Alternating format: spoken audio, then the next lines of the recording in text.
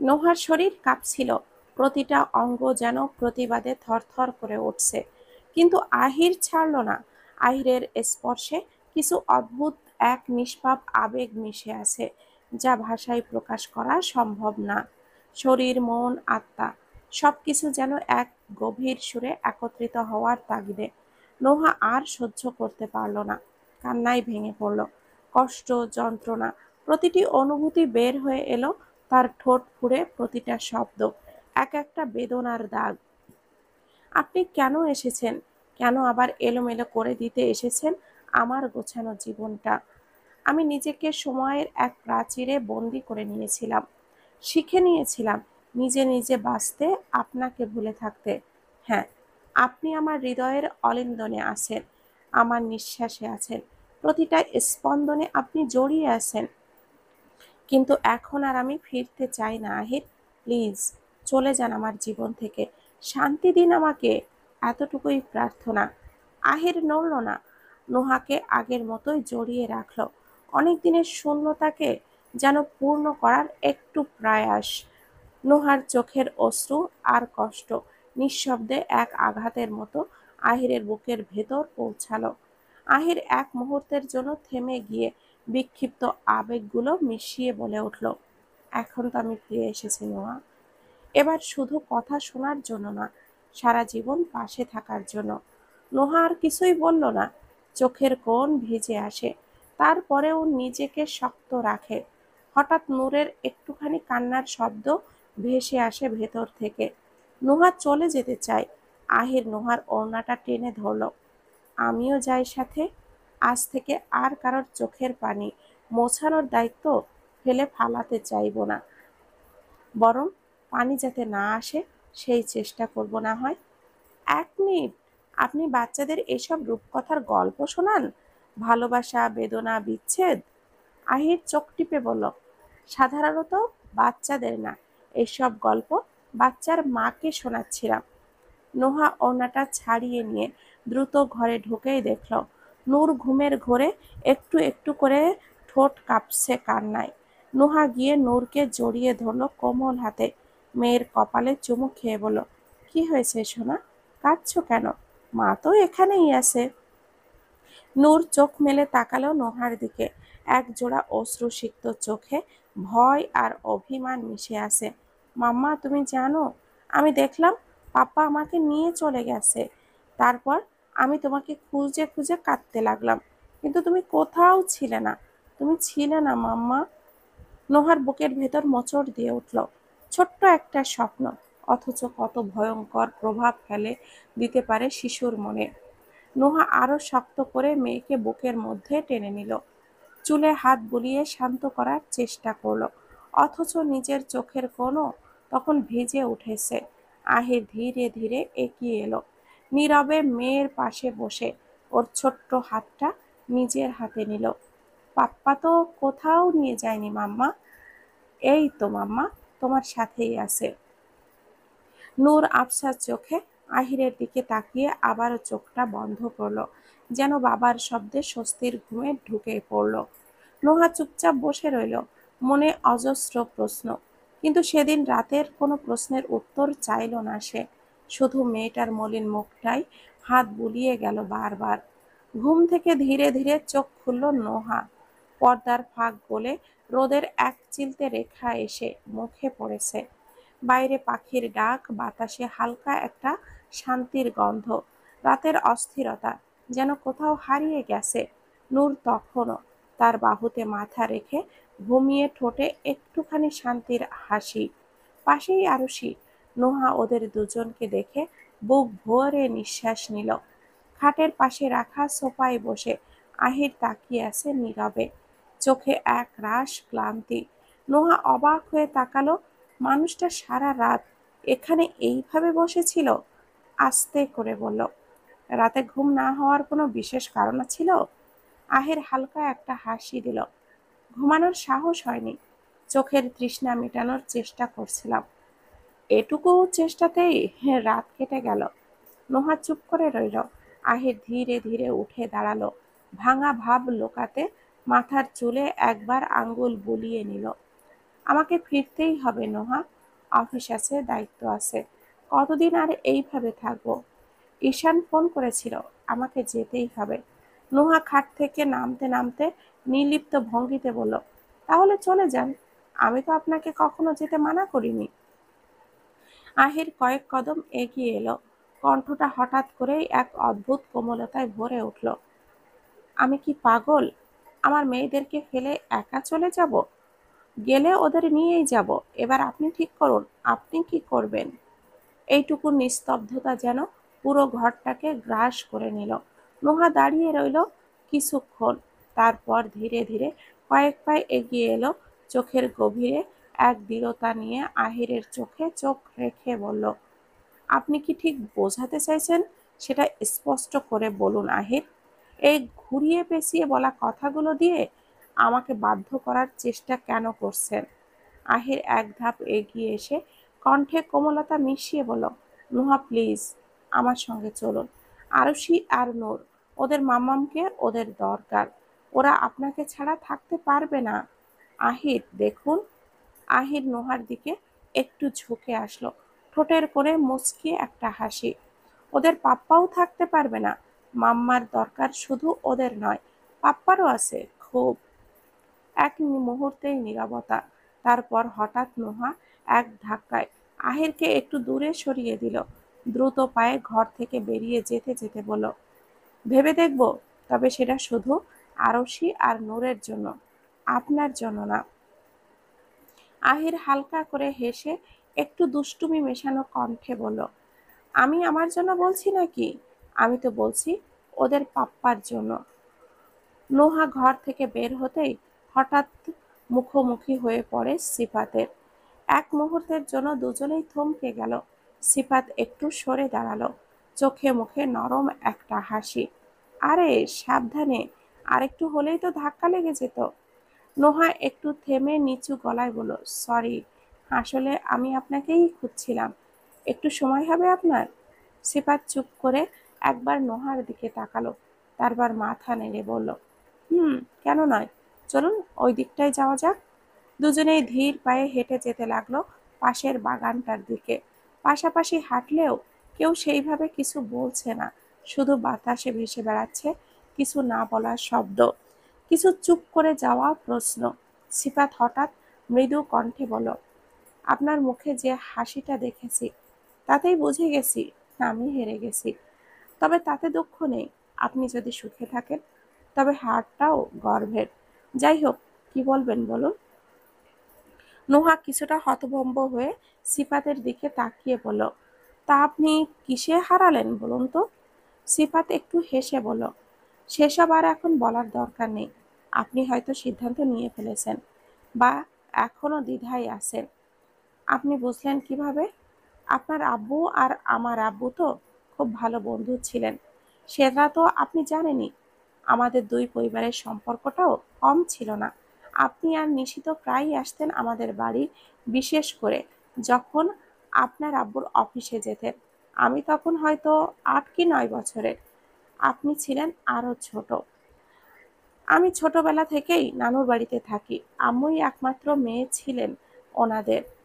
আম্মুর বিয়ে হওয়ার পর ওনারা খুব একা হয়ে পড়েছিলেন, তাই আমাকেও আম্মু আর বাধা দেননি। একদিন বাড়ি ফিরে দেখি আপনি আর নিশি আমার ঘরে ঢুকে আমার খেলনা জিনিস নিয়ে খেলছেন। আমি যখন খেলতে গেলাম, আপনি না করে দিলেন। রাগে কাঁদতে লাগলাম। পরে আপনি এসে বন্ধুত্ব করতে চেয়েছিলেন, আর আমি রেগে গিয়ে আপনাকে ধাক্কা দেই। আপনি পড়ে গিয়ে কপালে আঘাত পেলেন। সেদিন আম্মু আমায় কয়েকটা চড় দিয়েছিল, মনে আছে এখনো? নোহার চোখে বিস্ময় নিয়ে জিজ্ঞাসা করলো, আপনি আমাকে ছোটবেলা থেকেই চেনেন? এতদিন তো কখনো বলেননি কিছু। একবার বলেছিলাম, মনে নেই? আপনার এক জন্মদিনে গিয়েছিলাম আমি। হ্যাঁ, বলেছিলেন, কিন্তু আমি অতটাও গুরুত্ব দেইনি। সিফাত নোহার চোখে তাকিয়ে নীরবতাকে ভেঙে এক দীর্ঘশ্বাসের পর বলল, সেই দিনটার কথা আজও আমার মনে আছে, যেদিন আপনাকে ভুল করে আঘাত করেছিলাম। এরপর থেকে আপনাকে আমাদের বাড়িতে দেখলেই আমি রাগে লজ্জায়, না, না জানি কিসের জেদে চুপচাপ অন্য রুমে গিয়ে বসে থাকতাম। একদিন আম্মু আমাকে ডেকে পাশে বসালেন, আপনার সঙ্গে বন্ধুত্ব করতে বললেন, কারণ আমাদের নাকি সারা জীবন একসাথে কাটাতে হবে। আমি অবাক হয়ে তাকিয়ে রইলাম আম্মুর দিকে। ওই বয়সে এত বড় কথা আমার মাথায় ঢুকতে পারছিল না। কেন জিজ্ঞাসা করতেই আম্মু বললেন, আমার বাবা মা আর আপনার বাবা মায়ের ইচ্ছা যেন আমি বড় হয়ে আপনার দায়িত্ব নেই, যেন সারা জীবন আপনার পাশে থাকি, আপনার খেয়াল রাখি। আম্মু তখন আমার হাতে এক অদৃশ্য প্রতিজ্ঞার বাঁধন বেঁধে দিল। আমি যেন কখনো আপনাকে কষ্ট না দেই, কখনো চোখের জল ফেলতে না দেই, বরং আপনাকে ভালোবাসি, আপনাকে আগলে রাখি। তখন না বুঝেই আমি কথা দিয়েছিলাম আপনাকে কখনো আঘাত দেব না। এরপর একদিন আবার নানুবাড়ি থেকে ফিরলাম, সাহস করে বন্ধুত্বের হাত বাড়াতে চাইলাম আপনার দিকে, কিন্তু আপনি তখনও রাগে ঠাই দাঁড়িয়ে, আমার সঙ্গে কথাও বললেন না। আমাকে দেখলে লুকিয়ে পড়তেন। আমি যতদিন বাড়িতে থাকতাম আপনি একবারের জন্যেও আমাদের বাড়িতে আসতেন না। তবে আম্মু যখন আমাকে নিয়ে আপনাদের বাড়িতে যেতেন, তখন আমি লুকিয়ে লুকিয়ে আপনাকে দেখতাম। জানেন কেন যেন ভালো লাগতো আপনাকে দেখতে, ইচ্ছে করতো পাশে গিয়ে বসি, আপনার সাথে খেলি, কথা বলি। কিন্তু আপনি ছিলেন রাগে ভরপুর, জেদে অটল, আমাকে কোনোভাবেই বন্ধু বানালেন না। তারপর থেকে আমিও আর আপনার থেকে লুকিয়ে থাকতাম, নিঃশব্দে দূর থেকে আপনাকে দেখে যেতাম। আর আমার জীবনের বেশিরভাগ সময় তখন কেটেছে নানুর বাড়িতেই। সেখানেই ছিল পড়াশোনা, সেখানেই ছিল আমার দুনিয়া। এভাবেই চলছিল সময়। তারপর একদিন আম্মু জোর করে আমাকে নিয়ে এলেন আপনার 12 বছরের জন্মদিনে। আপনি হয়তো শোনেননি, তবে সেই দিন আপনার বাবা সবার সাথে বলেছিলেন আমরা যখন বড় হব তখন আমাদের বিয়ে দেবেন। সেই মুহূর্তে আমার কেন যেন মনে হয়েছিল এই বুঝি স্বপ্নের শুরু। তারপর আবার ফিরে গেলাম নানুর বাড়ি, ক্লাস আর কোচিংয়ের ব্যস্ততায়। কিন্তু জানেন, সেই জন্মদিন থেকেই সেই কিশোর মনে আপনাকে ঘিরে একটা অদ্ভুত অনুভূতির জন্ম হলো। এটা কি প্রেম, ভালো লাগা, নাকি টিনেজ বয়সের আবেগ? আমি বুঝে উঠতে পারতাম না। আপনাকে দেখলেই মনটা কেমন যেন করতো। আপনি তখন ধীরে ধীরে আমার স্বপ্ন হয়ে উঠেছিলেন। আমি শুধু জানতাম আপনি আমার ভবিষ্যৎ। ভবিষ্যৎ আর বুঝতে পারতাম আম্মুর সেদিনের বলার কথার মানে। আমি তখন অপেক্ষায় দিন গুনছিলাম, এইচএসসি শেষ করলেই স্থায়ীভাবে বাড়ি ফিরে যাব, আপনার আশেপাশেই থাকব। মনে মনে স্বপ্ন বুনতাম একদিন আপনি বধূ বেশে আমার হয়ে যাবেন চিরদিনের জন্য। আর আমি মুছে দেব আপনার সমস্ত অভিমান, আপনাকে বলবো আমার সমস্ত না বলা কথা। কিন্তু সেই স্বপ্ন এক নিমিষে ভেঙে চুরমার হয়ে গেল। এইচএসসি শেষে বাড়ি ফিরেই ছুটে গেলাম আপনার বাড়িতে, কিন্তু শুনি আপনারা ওখানে নেই, দাদুর বাড়িতে চলে গেছেন। আরও একটা খবর পেলাম আপনার বিয়ে হয়ে গেছে। আমি তো হতবাক, যেন কেউ বুকের ভেতরটা ছিঁড়ে নিয়ে গেল। ছুটে গিয়ে আম্মুকে জিজ্ঞাসা করলাম, এটা কিভাবে হলো, এসব কেন হলো? আম্মু বলল, আপনার দাদুর শেষ ইচ্ছার কাছে আপনার বাবা হার মেনেছেন। এর জন্য উনি আমার বাবা মার কাছে ক্ষমাও চেয়েছেন। সেই মুহূর্তে আমার কিশোর চঞ্চল মনটা শুধু একটা অনুভূতি অনুভব করেছিল, হারিয়ে যাওয়ার। চোখের সামনে ভেঙে পড়ল আমার সাজানো স্বপ্ন আর আমার কল্পনার আপনি।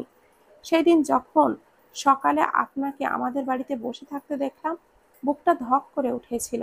আমি বুঝলাম কিছু অনুভূতি হয়তো কখনো পুরোপুরি মরে না, কেবল ঘুমিয়ে থাকে। আপনার মুখ দেখে মনে হলো সেই ঘুমন্ত অনুভবগুলো হঠাৎই একসাথে জেগে উঠেছে। সত্যি বলতে আমি আপনাকে ভুলেই গিয়েছিলাম, কিন্তু সেদিন আবার সব ফিরে এলো। আম্মু যখন পরিচয় করিয়ে দিলেন, আপনার চোখে আমি সেই পুরানো নোহাকে চিনে ফেলেছিলাম। কিন্তু আপনার কথাগুলো শোনার পর কেন যেন আমার নিজেকে অসহায় মনে হচ্ছিল, খুব হিংসে হচ্ছিল আপনার সেই স্বামী নামের মানুষটার প্রতি। তবু নিজেকে শান্ত রাখছিলাম। আপনার অস্থিরতা আমায় অস্থির করেছিল, আপনার কষ্ট আমায় কেন জানি পুড়িয়ে দিচ্ছিল।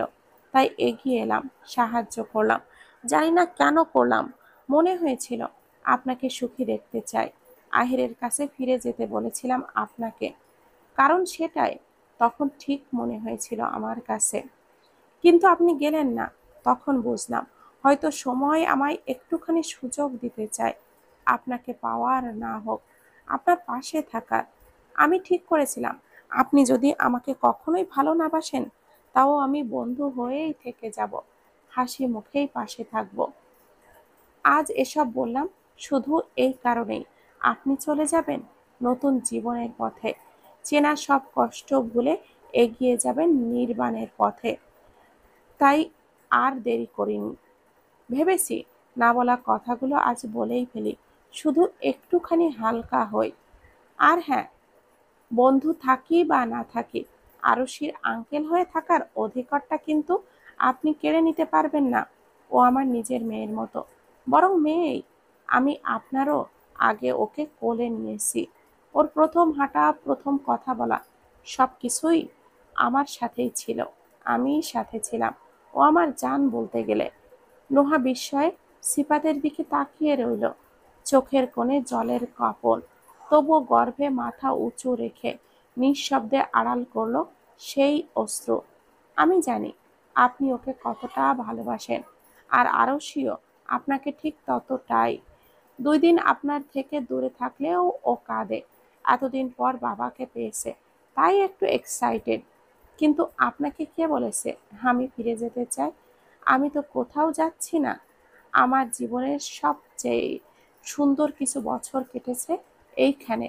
আমি চাই বাকিটা জীবনও এখানেই কাটাতে।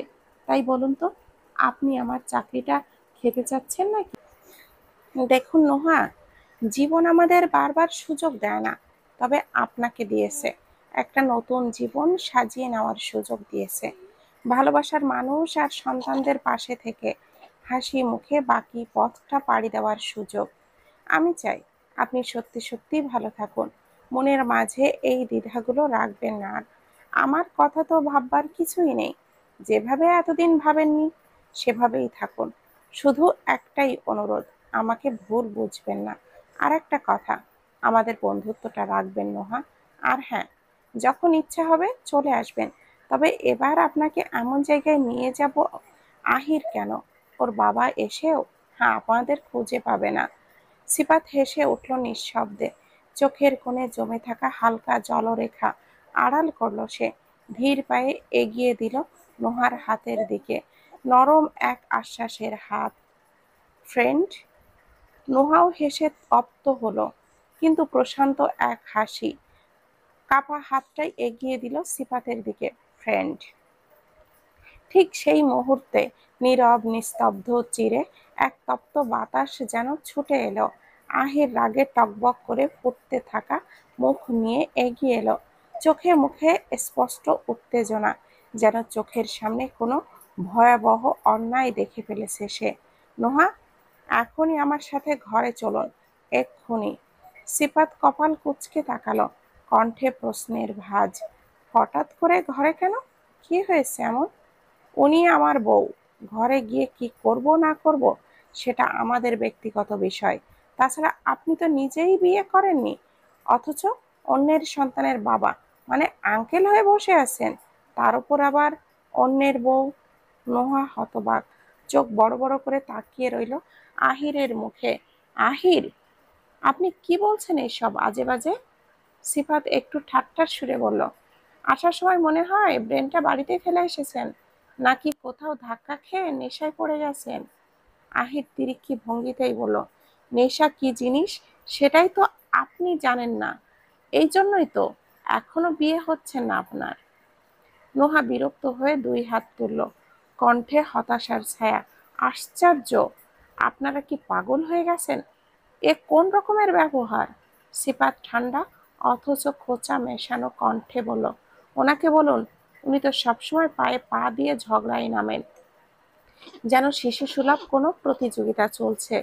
আহির থামল না, কণ্ঠে অস্থিরতা, রাগ আর ক্ষোভের মিশ্র ঢেউ। হ্যাঁ, ঠিকই ধরেছেন, বেশ করি। আপনার মতো অন্যের সংসারে নাক গলায় না। নোহার চোখে ক্ষীণ অগ্নি এক পলকে তাকালো আহিরের চোখে, স্বর খানিকটা কঠিন হয়ে উঠল। আপনার মনে হচ্ছে না আপনি আপনার সীমা ছাড়িয়ে যাচ্ছেন? আহির একটু এগিয়ে এলো, গলার স্বর আরো উচ্চ স্বরে বলল, আমি আমার সীমার মধ্যে আছি বলেই তো আপনি নিজের সীমা ভুলে গেছেন। কিভাবে সাহস করলেন ওনার হাত ধরতে? নোহা এক পা এগিয়ে এসে দৃঢ় কণ্ঠে বলল, আহির, আপনি কি নিজের আচরণ টের পাচ্ছেন? আপনাকে এখন 4 বছরের বাচ্চা মনে হচ্ছে, না বোঝা অভিমানী, জেদি আর নির্বোধ এক শিশু। আহির আরেকটু এগিয়ে এসে দাঁড়ালো, কোনো পূর্বাভাস না দিয়েই নোহার একটি হাত শক্ত করে চেপে ধরল। চোখে একরাশ জেদ, কণ্ঠে এক অদ্ভুত স্নায়ু চাপ, যা রাগের চেয়েও গভীর কিছু।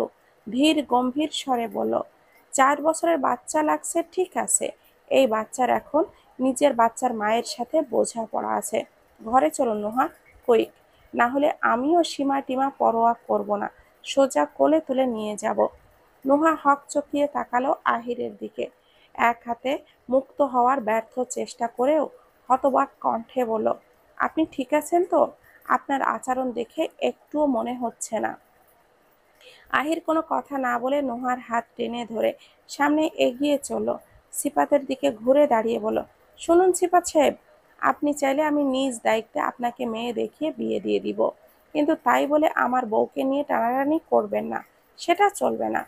আহির নোহার হাত ধরে এগিয়ে যেতে যেতে নিজের কথাগুলো বলে উঠল, কি বিচিত্র এই মানুষগুলো, নিজের বউ কোথায় সেটা জানেও না এখনো, আর অন্যের সংসারের পেছনে পড়ে আছে। বোন চাইলে হয়তোবা ভাবা যেত, কিন্তু বউ, এ যে স্পর্ধার সীমা ছাড়িয়ে গেছে। ঘরে প্রবেশ করতেই আহির নোহার হাত ছেড়ে দিল, চোখে এক অদ্ভুত দৃঢ়তা, যেন এক অজানা দৃশ্যের প্রতিফলন। কিছুক্ষণ নীরবতা অবলম্বন করে নিঃশব্দে কথাটি উচ্চারণ করলো, নূরকে রেডি করে দিন, আমি ফিরে যাচ্ছি। নোহা তীব্র বিস্ময়ে আহিরের দিকে তাকালো। এখনই? হ্যাঁ, ভয় পাবেন না, আরশি আমার সঙ্গে যাবে না। নোহা কিছুক্ষণ চুপ করে রইল। হঠাৎ করে এত পরিবর্তন, আর এমন একটা সিদ্ধান্ত নিলেন? আহিরের মুখাবয়বে কোনো পরিবর্তন আসলো না। আপনি খুশি হননি? আপনি কি কখনো ভাবেননি আমি কেন বারবার ফিরে এসেছি আপনার কাছে? শুধু ভালোবাসার জন্য। নিজের আত্মসম্মান কিংবা অহংকারের কোনো পরোয়া আমি কখনো করিনি। ভালোবাসায় রাগ কিংবা অভিমান থাকে, কিন্তু আত্মসম্মান এবং অহংকারের কোনো স্থান নেই। আমি বিশ্বাস করেছিলাম আপনি আমাকে ভালোবাসেন, কিন্তু এখন মনে হচ্ছে আপনার জীবনে আমি না থাকলেও কোনো পরিবর্তন আসবে না। আপনার জন্য আমি শুধু এক অতীত, যা আপনি সহজেই ভুলে যেতে পারেন। আপনি হয়তো আমাকে ছাড়া ভালো থাকবেন, আপনি হয়তোবা আমি আপনার সাথে যেতে চাই। আপনি ভেবে বলছেন আমি আপনাকে ছাড়া ভালো থাকি? এই পরিস্থিতি আমার জন্য কোনোভাবেই সহজ ছিল না আহির। এত কিছু মেনে নেওয়া, এত কিছু সহ্য করা, এটা আমার পক্ষে একদমই সহজ ছিল না। এই সব কিছুর জন্য আমার কি সময় প্রয়োজন ছিল? আহির গভীর নিঃশ্বাস ছেড়ে এক মুহূর্ত চুপ করে রইল, তারপর কণ্ঠে এক অদ্ভুত নিরীহতা নিয়ে বলল, আপনি যা করতে চান করুন, যদি যেতে চান তো প্রস্তুত হয়ে নিন, আমি গাড়িতে অপেক্ষা করছি। আর কোনো কথা বলে না আহির, দরজা দিয়ে বের হয়ে গেল। নোহা দাঁড়িয়ে রইল, চোখে এক অদ্ভুত শূন্যতা। অবশেষে সবকিছুকে পেছনে ফেলে নোহা এসে দাঁড়ালো মীর মহলের প্রাচীন সেই চৌকাঠে। কতদিন পর, কত অধ্যায় পেরিয়ে আজ আবার এই দালানে ফিরে আসা। সময় যেন থমকে দাঁড়িয়ে শুধু তাকিয়ে আছে তার দিকে। প্রতিটি ক্ষত, প্রতিটি অপেক্ষা, প্রতিটি হারিয়ে যাওয়া মুহূর্ত, সব মিলিয়ে যেন একটা ভারী বাতাস তার চারপাশ ঘিরে ধরল। এক একটি স্মৃতি মনে পড়তেই বুকের ভেতর চাপা কষ্ট জমাট বাঁধতে লাগলো। আহির, আরশি আর নূর একসাথে বাড়ির ভেতরে যেতে লাগলো। নোহা থমকে দাঁড়ালো দরজার পাশে। এই ফিরে আসা, এই ঘরের দিকে এগিয়ে যাওয়া যেন বিদায়ের চেয়েও অনেক বেশি ভারী। আজ আহিরও যেন অন্যরকম। গোটা পথ জুড়ে একটিও শব্দ করেনি, শুধু আরশি আর নূরের সাথে দুই একটা মৃদু কথা, যেন তার ভেতরের ক্ষরণ চেপে রাখাই এক প্রচেষ্টা। ঠিক তখনই নুহার অবচেতন এক অনুকরণ। আচমকা কেউ তার হাত ধরল, চমকে পাশ ফিরে তাকাতেই দেখল আহির। তার চোখে কঠিন এক দৃষ্টি, জিজ্ঞাসাহীন এক দৃঢ়তা। একটিও শব্দ না করে শক্ত করে ধরল নোহার হাত, তারপর পাশে নিয়ে ধীর পায়ে ভেতরে প্রবেশ করলো। নোহার মনে তখন এক অজানা আলোড়ন, বিস্ময়ের মাঝে যেন শান্তির এক অনুপ্রবেশ ঘটল, এক অনুভব যা ভাষাহীন। বাড়িতে প্রবেশ করতেই নোহা দেখতে পেল ড্রয়িং রুমে সবাই জড়ো হয়ে আছে। অদ্ভুত একটা চাপা উত্তেজনা সবার মাঝে বিরাজমান। নোহার দৃষ্টি গিয়ে আটকে গেল ইরিনার মুখে। ইরিনা এক দৌড়ে এগিয়ে এসে এক ঝটকায় নোহাকে জড়িয়ে ধরল। আমি কিন্তু খুব রাগ করেছি নোহা। নোহা সামান্য অস্বস্তি অনুভব করলেও ঠোঁটে এক কোণে শান্ত হাসি ফুটিয়ে বলল, জানি না আমি কি বলবো, তবুও সরি। তারপর এগিয়ে গেল আরিফা বেগমের দিকে, মাথা নিচু করে বলল, কেমন আছেন আন্টি? জানি আমার কারণে আপনাকে অনেক কিছু হারাতে হয়েছে, আপনার স্বামীকে জেলে যেতে হয়েছে, পারলে মাফ করে দিবেন। সরি ফিরে আসার জন্য। আরিফা বেগম যেন আর নিজেকে ধরে রাখতে পারলেন না, হঠাৎ করেই নোহাকে বুকে জড়িয়ে ধরে বললেন, সরি তো আমি বলবো মা, সেদিন আমি অজান্তেই অনেক বড় ভুল করে ফেলেছিলাম। আহির তখন হাসপাতালের বেডে প্রায় অচেতন হয়েই শুয়েছিল। তখনই তোমার ফোনটা আসে। ফোনটা আমি রিসিভ করেছিলাম। তোমার কণ্ঠ শুনে কেন জানি রাগে গা কাঁপতে শুরু করে। কিছু না ভেবেই জানালা দিয়ে ফোনটা ছুঁড়ে ফেলি। সেদিন যদি তোমাকে শুধু বলতাম আহির তোমাকে খুঁজছে, তাহলে হয়তো তুমি যেতে না। সেদিন আমার একটা ভুলে যে এতগুলো বছর নষ্ট হবে আমি ভাবতে পারিনি। আমার ভুল হয়েছিল, খুব বড় ভুল। আহিরের চোখে রাগ আর যন্ত্রণার দাবানল। ঠোঁট কাঁপতে কাঁপতে বলে উঠল, তুমি এটা কিভাবে পারলে আম্মু? অচেতন অবস্থায় ও যাকে বারবার তোমার সামনে কাতর কণ্ঠে খুঁজে গেছি, তুমি মা হয়ে আমার জীবনের সবচেয়ে গুরুত্বপূর্ণ মানুষটাকে দূরে ঠেলে দিলে। তুমি একবারও আমার মনের কথা বোঝার চেষ্টা করনি। আহির, আমার কথাটা শোন। তোমাদের সবার কাছে আমি যেন একটা অবুঝ নাম। তোমরা ভাবো, সিদ্ধান্ত নাও, করে ফেলো, আর আমি আমি শুধুই সয়ে যাই। বিশ্বাস করো, আমি খুবই ক্লান্ত আম্মু, খুব খুব ক্লান্ত। আহির আর একটা কথাও না বলে দ্রুত পায়ে সিঁড়ি বেয়ে উপরে উঠে গেল। পদচিহ্নে যেন ঘরের ভেতর ক্ষোভের ধ্বনি প্রতিধ্বনি হতে লাগলো। আরিফা বেগম চুপচাপ দাঁড়িয়ে, চোখ বেয়ে গড়িয়ে পড়ছে অশ্রু, কণ্ঠে অনুশোচনার কাঁপুনি, কাঁপা কাঁপা গলায় বলেন, আহির শোন, আমার কথাটা শোন। ঠিক তখনই নোহা এগিয়ে এসে আরিফার কাঁধে আলতো হাত রাখলো, চোখে মমতা, কণ্ঠে শান্ত ভরসা। আপনি চিন্তা করবেন না আন্টি, আমি ওনাকে বোঝাচ্ছি। নোহা ধীরে ধীরে ঘরে প্রবেশ করলো, প্রতিটি পা যেন মনোভাবে টেনে আনছে নিঃশব্দে। ঘরটা চেনা, অথচ আজ বড় অচেনা লাগছে। নিস্তব্ধতা যেন কথা বলছে, অতীতের যন্ত্রণা আর ভুল বোঝাবুঝির প্রতিধ্বনি হয়ে। নোহা চারপাশে একবার চোখ বুলিয়ে নিল। সবকিছু ঠিক আগের মতোই, যেন এই ঘরটা অপেক্ষায় ছিল, নোহার ফিরে আসার অপেক্ষায়। ঠিক তখনই ওয়াশরুম থেকে পানি পড়ার শব্দে নুহার ভাবনার ছন্দ ভাঙল। বুঝে ফেলল আহির ভেতরে আছে। বুকের মধ্যে যেন এক অদৃশ্য চাপা কাঁপুনি। কিছুক্ষণ পর দরজার কড়া নাড়ার শব্দে নুহা চমকে তাকালো। আহির বেরিয়ে এলো, ভেজা চুল, খালি গায়ে, শুধু প্যান্ট পরনে, হাতে তোয়ালে দিয়ে চুল মুছছে। হঠাৎ চোখাচোখি হয়ে যেতেই নুহা সরে গেল এক পাশে, লজ্জায় তার চোখ নামিয়ে নিল। বুকের ভেতর কেমন যেন একটা চাপলো ঢেউ। আহির কড়া গলায় বলল, কি হলো? সামনে থেকে সরে দাঁড়ান। নোহা মুখ ঘুরিয়ে রেখে একটু ইতস্ত ভঙ্গিতে উচ্চারণ করলো, ও। আহির ভুরু কুঁচকে তাকালো নোহার দিকে, চোখে স্পষ্ট বিরক্তি। কি, এইভাবে মুখ ফিরিয়ে রেখেছেন কেন? আপনার আলাদা ঘর দরকার, নাকি আমাকে ঘর ছেড়ে যেতে হবে? কোনটা পছন্দ আপনার, বলুন। নোহা চোখ নিচু করে কণ্ঠে এক চিলতে কুণ্ঠা ও লজ্জার ছায়া নিয়ে বলল, জামাটা পরুন আপনি। আহির নিজের শরীরের দিকে তাকিয়ে কিছুক্ষণ স্তব্ধ। মুহূর্তের জন্য যেন তার কঠিন মুখেও নরম একটা রেখা দেখা গেল। চোখের কোণে খেললো এক চিলতে হাসি, অভিমান আর অপূর্ণতা মেশানো এক হাসি। কিন্তু সেই হাসিটুকু গোপন করে নুহার অজান্তেই গিলে ফেললো সেটাকে। তারপর আলমারি খুলে দ্রুত একটি টি শার্ট বের করে পরে নিল। এখানে দাঁড়িয়ে আছেন, সরুন, আমি বাইরে যাব। নোহা ধীরে বলল, ও, আমার কথা শুনুন। আন্টির ওপর এত রাগ করবেন না প্লিজ, উনি। আপনার কথা আমি শুনবো কেন? নোহা অবাক হয়ে আহিরের দিকে তাকালো। আহিরের নির্বাক চোখ তখন নোহাকেই পরখ করছে। এক মুহূর্তে চোখাচোখি হলো। আহির, আপনার সমস্যাটা কি বলুন তো? আমি আমার মেয়ে এতদিন পর বাড়িতে ফিরে এসেছে। আমার অনেক কাজ বাকি। দাঁড়িয়ে দাঁড়িয়ে আপনার মুখ দেখার সময় আমার নেই, সরুন তো। এতটুকু বলেই আহির চলে গেল। একবারও পেছনে ফিরে তাকালো না। সন্ধ্যা নেমে এসেছে ধীরে ধীরে। চারিদিকটা যেন হঠাৎ করেই একটু বেশি চুপচাপ হয়ে গেছে। দূরে কোথাও মসজিদের আজানের সুর ভেসে আসছে। বাতাসে মিশে আছে এক ধরনের অপার্থিব প্রশান্তি। আকাশটা নীলচে বর্ণ ধারণ করেছে। ধূসর কমলা আলোয় ঢেকে যাচ্ছে। দিন শেষে আলো যেন ক্লান্ত হয়ে বিদায় নিচ্ছে পৃথিবী থেকে। পাখিরা ফিরছে আপন নীড়ে।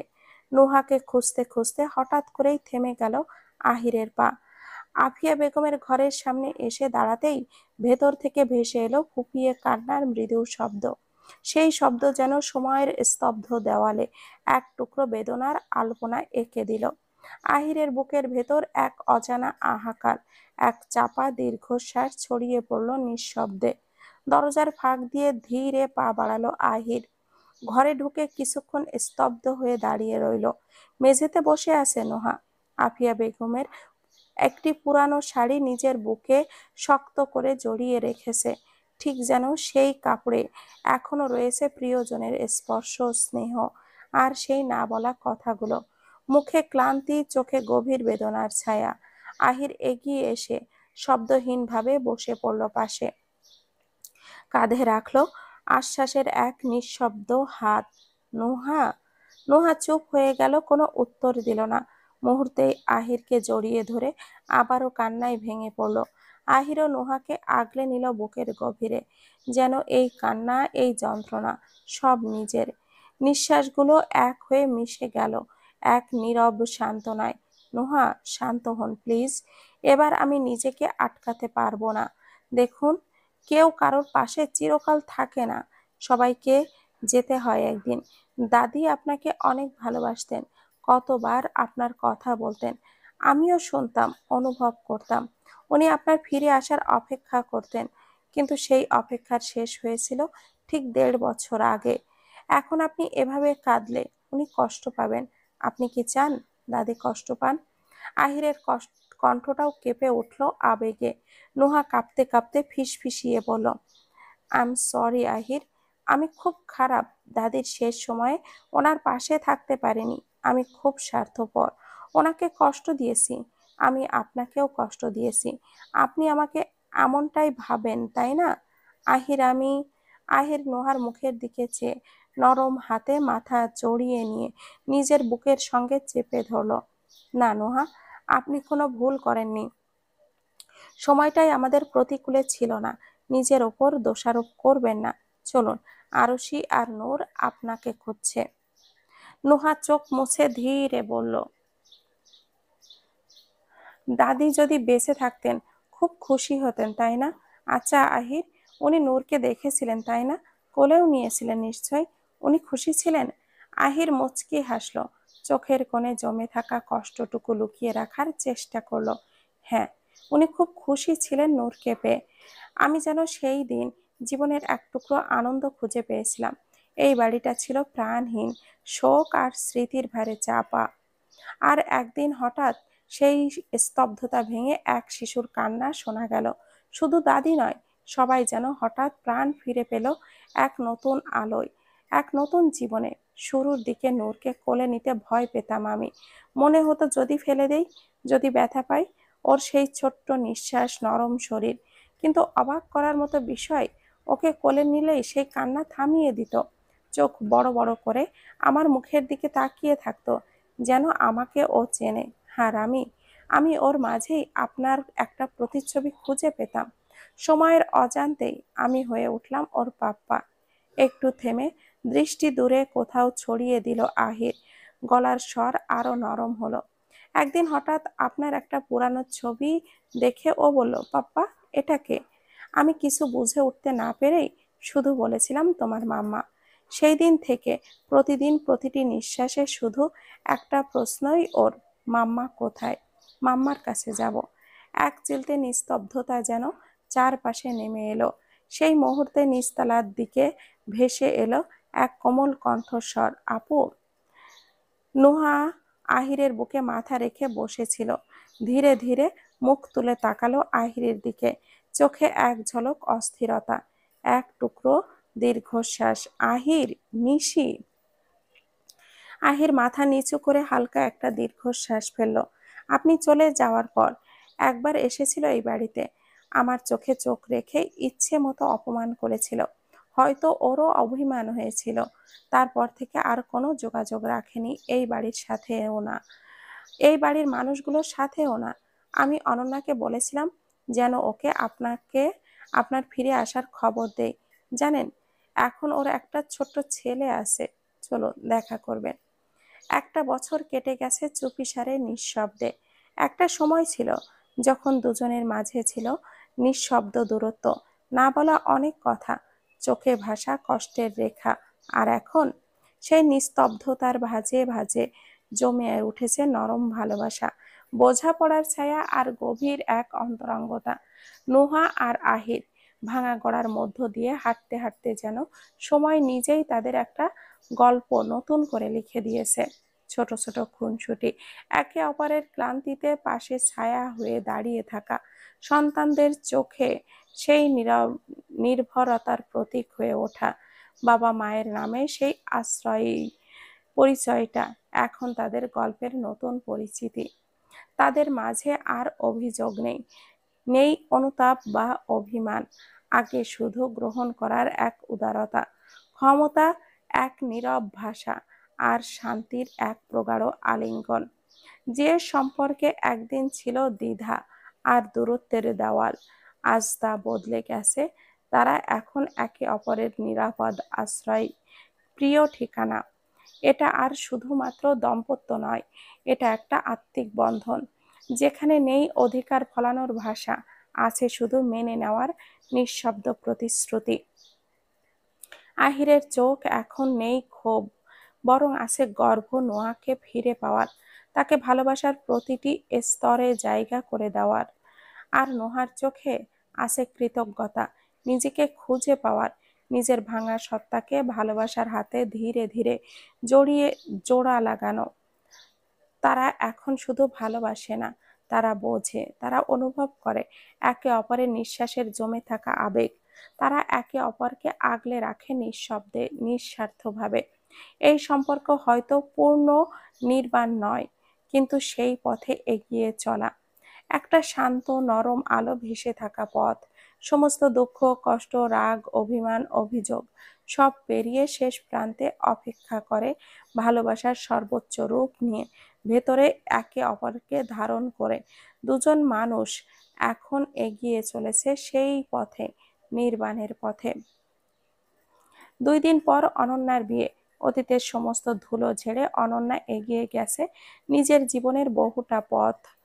সে বিয়ে করছে নিজের পছন্দের মানুষকে, কিন্তু সেই মানুষটা সালমান নয়, রানাক। পৃথিবীতে কিছু ভালোবাসা পূর্ণতা পায়, আর কিছু ভালোবাসা রয়ে যায় অসমাপ্ত, শূন্যতার চিরন্ত গল্প হয়ে শূন্যতায়। কিছু মানুষ শূন্যতার বুক চিরে সামান্য এগিয়ে যায়।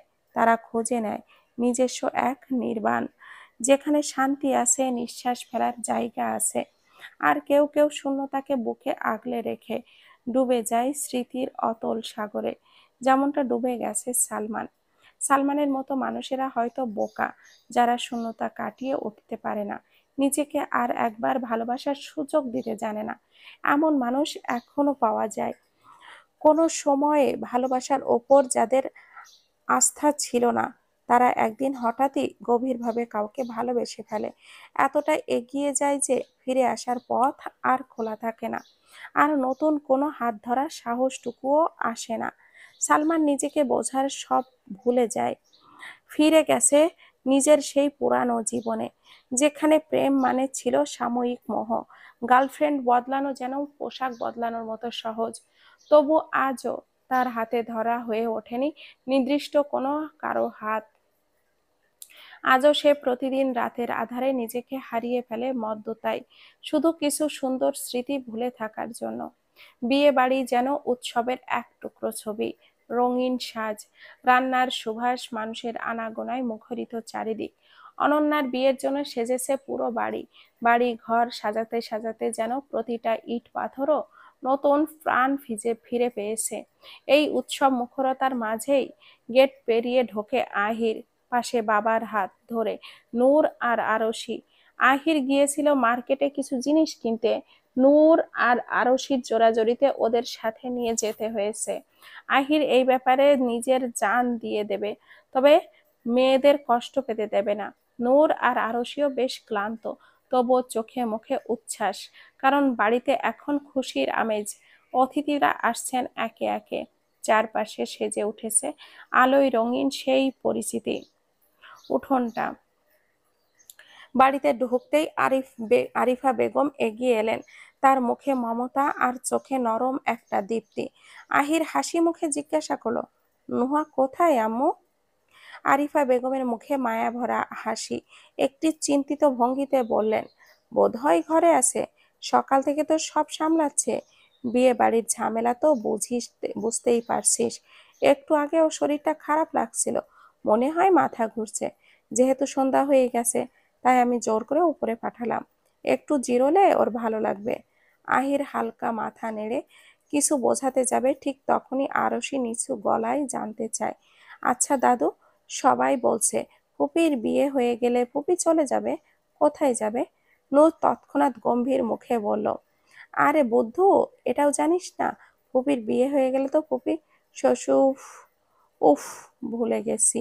আহির হেসে ফেলল, শ্বশুর বাড়ি মাম্মা।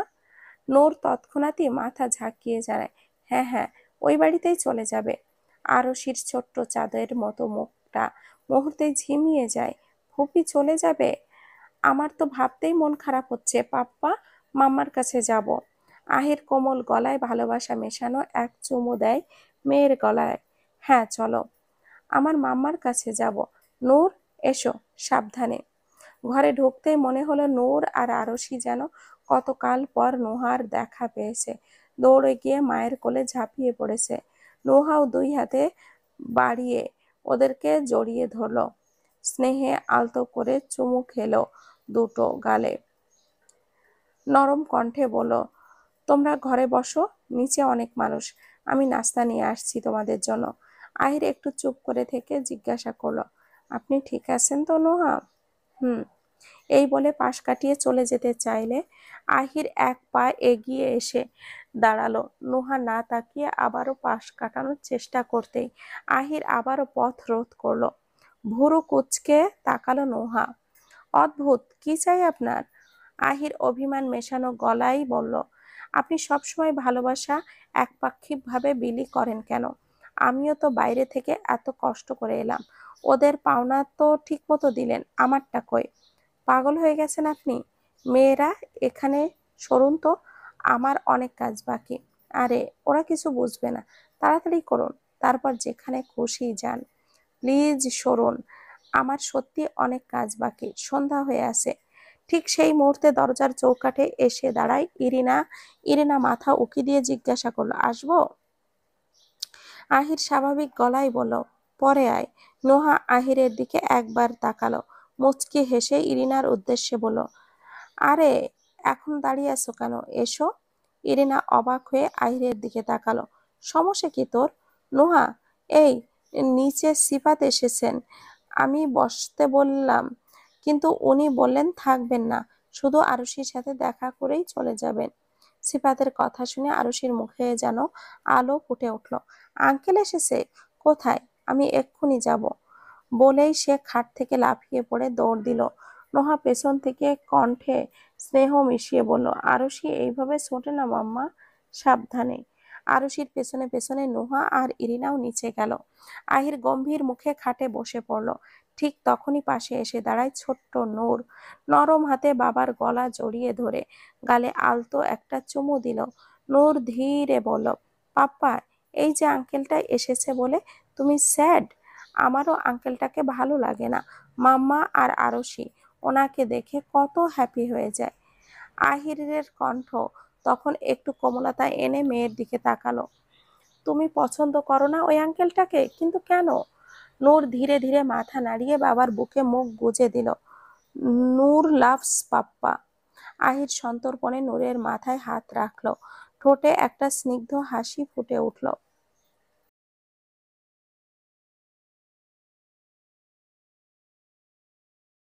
পাপ্পাও তো নূরকে খুব ভালোবাসে। আর আঙ্কেলটাও পচা না, সে আরুষিকে খুব ভালোবাসে। আর আরুষি ও তো ছোট থেকেই উনার সাথে, উনার কাছে ছিল, তাই উনাকে দেখলে হ্যাপি হয়ে যায়।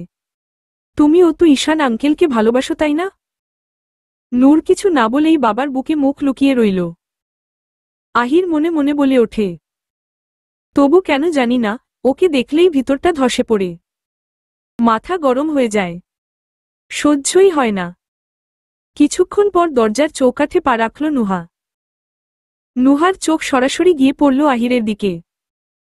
চুপচাপ খাটে বসে আছে, মুখে নীরব গাম্ভীর্য। নুহার বুকটা যেন হঠাৎ কেঁপে ওঠে। চোখের কোণে অদৃশ্য একটা হাহাকার খেলে যায়। আহিরের এই মন খারাপের কথা আহির হয়তো কখনো বলে না, তবুও নুহা প্রতিটি নিঃশ্বাসে অনুভব করেছে।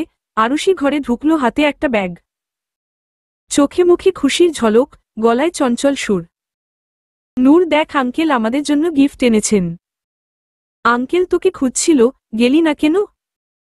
নুহা ওর হাতে থাকা ব্যাগটা নূরের হাতে তুলে দিল। নূর ব্যাগ হাতে নিয়ে চটপট আরুষির সাথে খেলায় মেতে উঠল। ঘরের এক কোণ ভরে উঠল হাসির শব্দে। নুহা ধীরে ধীরে এগিয়ে এলো আহিরের পাশে। চুপচাপ বসে থাকা আহিরের এক হাতে আলতো করে হাত রাখল। তারপর ঠোঁট ছুঁয়ে দিল ওর গালে। গলায় এক টুকরো স্নেহ, একটু খুনসুটি মিশিয়ে আহিরকে জিজ্ঞেস করল, আপনি কি রেগে আছেন? আহির মুখ না ঘুরিয়েই বলল, এখন কি মেয়েরা দেখবে না? নুহা একবার চোখ ফেরিয়ে দেখল, নূর আর আরুষি খেলায় ডুবে, নিজেদের ছোট্ট দুনিয়ায় মগ্ন। ওরা ব্যস্ত, কেউ দেখবে না। তাহলে আরও কয়েকটা দিলে হয়তো রাগ পুরোপুরি ভেঙে যেত। নুহার ঠোঁটে এক টুকরো হাসি ফুটে উঠল। এই আপনার রেগে থাকার নমুনা? আহির ধীরে নুহাকে আরও একটু কাছে টেনে নিল। নুহা মাথা ঠেকালো ওর বুকে। আহির নুহার চুলে হাত বোলাতে বোলাতে বলল, রাগ করব কেন? আমি জানি আরুষির জীবনে সিফাত একটা বড় জায়গা জুড়ে আছে। তবে এটাও জানি আমি ওর বাবা, জানি ও আমাকে কতটা ভালোবাসে। আর সিফাত আসলেই একজন ভালো মানুষ। এই 1 বছরে যতবার এসেছে, আমার প্রতি সম্মান রেখে বেশিক্ষণ থাকেনি। আমাকে ভয় পাই। তবুও জানেন, নুহা, ওকে দেখলেই কেন যেন মাথাটা গরম হয়ে যায়, অস্থির লাগে, ইরিটেটিং ফিল হয়। নুহা হেসে উঠল।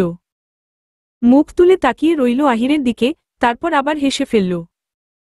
আহির চোখ রাঙিয়ে বলল, আপনি তো হাসবেনই। এসব বোঝেন না আপনি। আপনার যদি একটা সতীন থাকত, তাহলে বুঝতেন।